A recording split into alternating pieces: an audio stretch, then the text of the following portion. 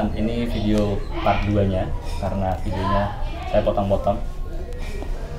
Video ini saya mau bertanya lagi dengan Gus Amar tentang gini Gus, di luar sana itu kan banyak sekali orang-orang yang tertipu dengan hal-hal seperti itulah, perdukunan. Nah, fenomena penipuan melalui penik menurut Gus Amar itu gimana? Jadi saya melihatnya ini bukan penipuan ya, ini saya melihatnya malah ini ketertipuan. Jadi ini fenomena ketertipuan, karena saya lebih percaya bahwa percaya pada hukum kelayakan. Jadi kalau seseorang layak untuk dijadikan, jadi potensi itu kan ada potensi yang aktif, ada potensi respon atau potensi pasif bisa. Jadi orang kadang tidak menyadari bahwa apa yang layak bagi dia itu ya ini.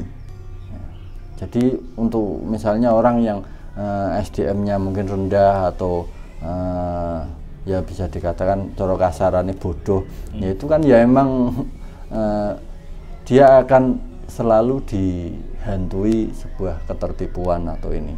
Nah, ini juga ketertipuan ini kan karena memang kita ini apresiasi terhadap ilmu-ilmu warisan budaya kita ini sudah rendah, terlalu melihat bahwa ilmu-ilmu Jawa atau ilmu Nusantara ini adalah ilmu-ilmu jalan pintas semua, sehingga yang orang kan jalan pintas itu kan dicari oleh orang-orang yang pengen cepet, yang nafsunya gede, yang segera ingin memiliki dengan cara yang cepat atau bahasa anunya instan itu. Nah, ini karena memang kalau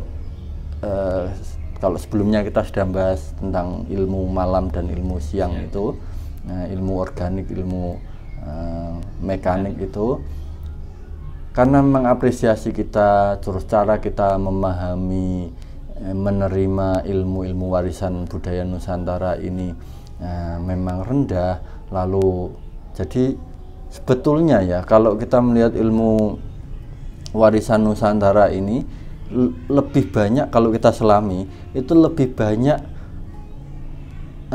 tuntunan untuk sabar, untuk pasrah, bahwa dalam mencapai sesuatu itu sampai nek ora jatahe yo ora lah digudak, dan ora bakal iso. Bahkan ilmu ada ilmu jaduk, ilmu digdaya, ilmu yang bisa ngilang, bisa melompat dan sebagainya. Tapi kalau selami ilmu yang paling jero ilmu selamat, bagaimana caranya orang digdaya tanpa aji itu tadi. Jadi ilmu-ilmu yang lebih membawa ke kesabaran, ketelatenan, lebih bahwa segala sesuatu itu tertata oleh Tuhan. Kita yang penting cuman menyelaraskan takdir, ya semacam itu.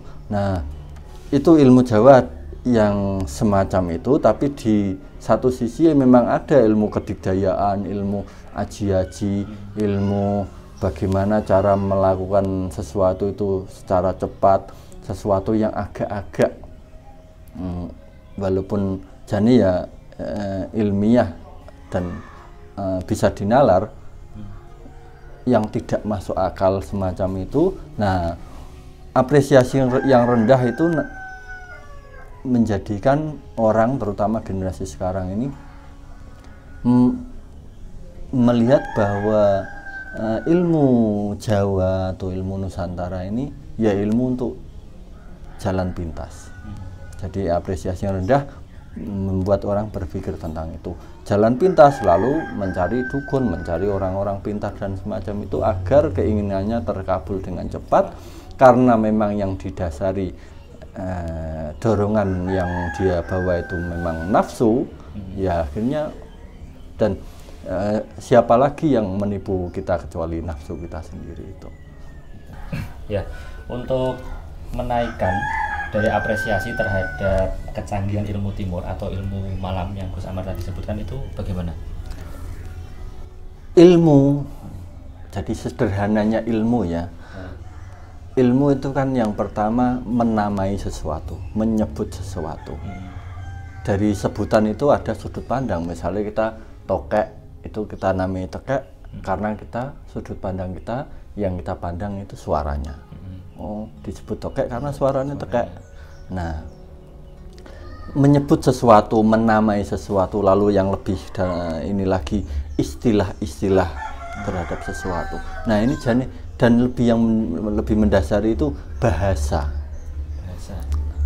Nah, mengapa kita daya apresiasi terhadap ilmu yang sudah diwariskan leluhur kita ini rendah? Karena kita silau dengan ilmu-ilmu yang dari luar. Silaunya, nah saya melihatnya ya, itu bukan karena memang ilmunya sana lebih tinggi atau kecanggihan dan yang semacam itu, ya itu ada. Tapi kita kalau di masyarakat awam lebih ketersilauannya itu karena istilah.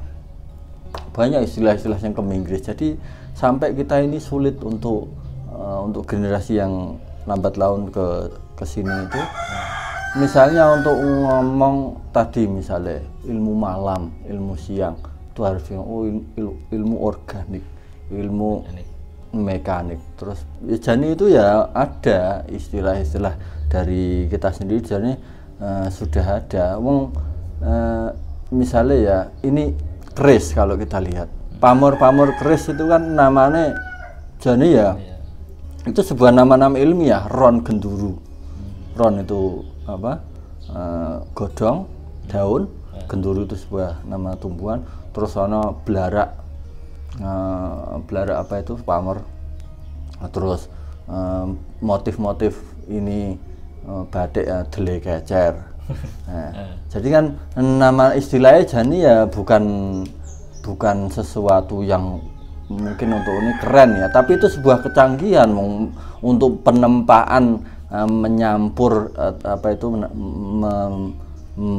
istilahnya apa, meracik logam yang dengan pola-pola tertentu yang semacam itu tuh sangat sulit. Dan kalau di dunia itu mungkin hanya ada Jawa dan Damaskus, itu Damaskus Sword itu kan memang pamor itu ada.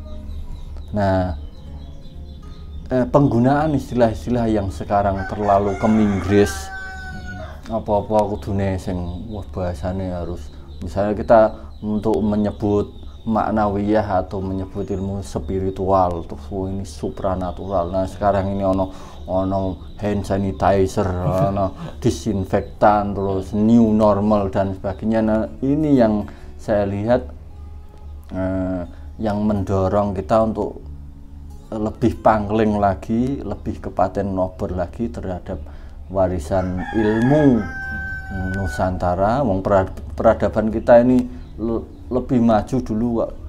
Zaman kita ini jaya-jayane Eropa tidak punya apa-apa kok ya.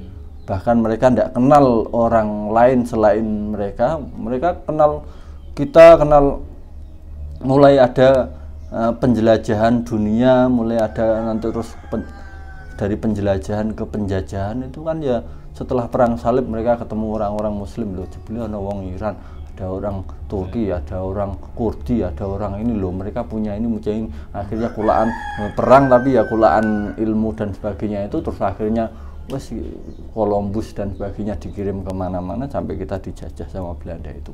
Nah, sekarang dijajah secara budaya dan bahasa. Nah, kalau sudut pandang saya ya untuk menaikkan apresiasi, ya ini apresiasi barang ini penghargaan kita terhadap ilmu leluhur, kawruh leluhur, ya bahasa kita ini lagi, kita apa namanya, kita hidupkan lagi, tidak usah terlalu ke Inggris. Kalau memang itu istilah ya, dan memang maknanya atau konsep, mafhum atau pemikirannya itu memang tidak ada di sini, tidak apa-apa kita pakai istilah sana. Tapi nek wis kono padha renyah ya padha renyah, mengapa kita harus pakai crispy kan? Gitu. Nah, saya lihat dari situ karena sebuah apa tuh namanya, sebuah jati diri itu awalnya ya dari bahasa itu. Ya, Terima kasih teman-teman, itu tadi pembahasan saya dengan Gus Amar. Dan Gus Amar ini aktif melukis tema-tema wayang ya Gus ya. Contohnya seperti ada di sini. Dan nanti saya tampilkan juga di studio Amor Art ini. Jika teman-teman ingin kepo dengan Gus Amar, silahkan lihat di deskripsi atau di video ini. Terima kasih. Assalamualaikum warahmatullahi wabarakatuh. Ini HP soalnya kemarin 2 kali upload kan suaranya kemarin soalnya kalau